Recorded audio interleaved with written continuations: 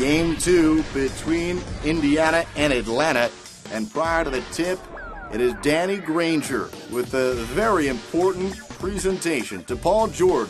He is the Kia NBA Most Improved Player. Granger won that award during the 08-09 season, but has missed the bulk of this year due to injury. Josh Smith and company trying to tie up the series at a game apiece. Jeff Teague, he had a strong start. That put the Hawks up 3.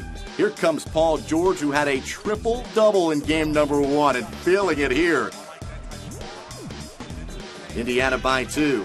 Now George Hill to Roy Hibbert. Get out of the way, Ivan Johnson. Smile. You've been posterized.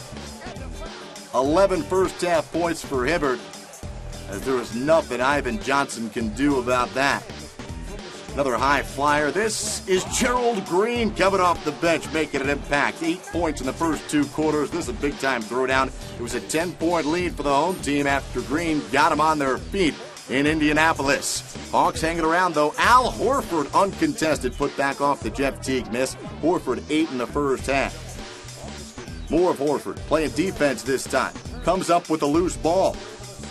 Gets it to Jeff Teague, who had 10 points in the second quarter, 16 in the half. It was 51-46.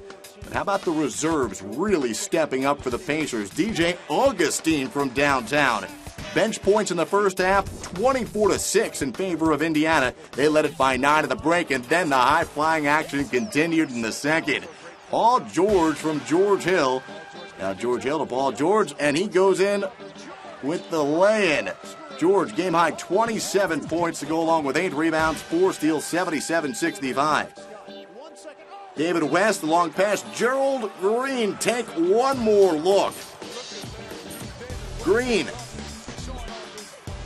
outrunning the defense. He came off the bench to drop in 15. Sheldon Mack to Josh Smith. He had 16 points.